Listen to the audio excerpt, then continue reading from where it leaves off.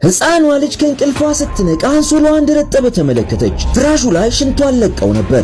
አጎቷ ቤት እንደመኖሯ የመጥፎ ዜና ነበር። ጨካኛ አክስቷ ይህንን ካወቀች ከቤት እንደምታባረራት እርግጠኛ ነች። እሷም እንዳትያዝ የተኛች በመምሰል ቁርሷን አሳለፈች። ቤተሰቡ እሷ ኖረችም ሞተችም ማንም ዞር ብሎ የሚያያት የለም። እንዲያውም አክስቷ የተወሰነ ምግብ ስለሚቆጥብላት በዚህ ደስተኛ ነበረች። አጎቷ ብቻ ደህና መሆኗን ገብቶ ቼክ ለማድረግ ሞከረ። ሁሉም ሰው የሄደ ስለመሰላት ልጅቷ ተነስታ በድጋሚ የራሷን አንሶላ ተመለከተች። ተንከሲሷ አክስቷ ግን ደረሰችባት።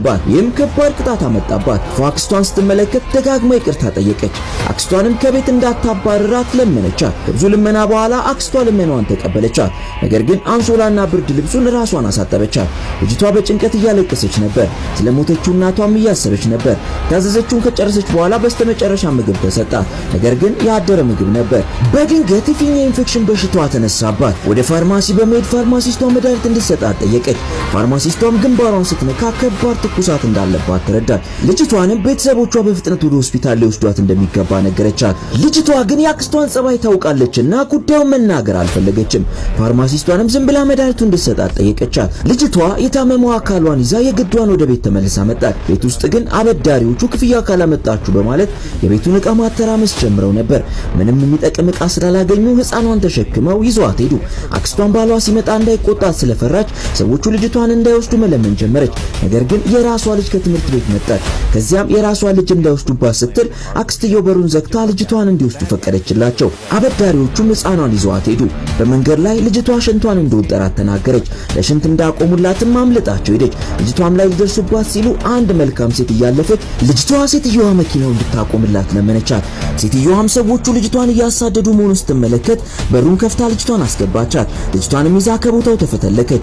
ልጅቷ ማምለጧን ስትረዳ በደስታ ፈገግ አለች። ሴትየዋ ልጅቷ ስትሮጥ ጫማዋን እንደጣለች ስትገነዘብ ለልጅቷ አዘነችላት። የነዳጅ ማደያው ጋርም መኪናዋን አቆመች። በኋላ ከፈንም ጥንድ ጫማዎችን አወጣች። ለልጅቷም አጠለቀችላት። ካፌ ወስዳም ጁስ ገዛችላት። ሴትየዋ ዱያንግ እንደምትባል ለልጅቷ ነገረቻት። የልጅቷንም ስም እድሜዋ ስንት እንደሆነና የት እንደምትኖር ጠየቀቻት። ልጅቷ ስሟ ዩንግሱ እንደሆነ 8 ዓመቷ እንደሆነና ከዚህ በፊት ከእናቷ ጋር ስትኖር እንደነበር፣ ሆኖም ግን እናቷ ታማ እንደሞተች በዚህም የተነሳ ወላጅ አልባ እንደሆነችና ቢሊየነርና ትልቅ ቢዝነስማን ስለሆነ አባቷ ምንም እንደማታውቅ፣ እናቷ ከመሞቷ በፊት ግን ወንድሟን አደራ ስላለችው አሁን አጎቷ ቤት እንደምትኖር፣ ሆኖም ግን አክስቷ ጥሩ ሴት እንዳልሆነች አጎቷን ቤት ብዙም ሳትቆይ እነዚህ ሰዎች አግተው እንደወሰዷትና የአጎቷ ቤት የት እንዳለ እንደማታውቅ ነገረቻት። ዱያንግ ዩንግሱንን በቅድሚያ ወደ ፖሊስ ጣቢያ ወሰደቻት። እዚያ ካስመዘገበቻት በኋላ ዩንግሱ እዛ እንድትጠብቅ ነግራት ከዚያ ልትወጣ ስትል ሁለት ወንጀለኞች በፖሊስ ተይዘው ሲገቡ ተመለከተች።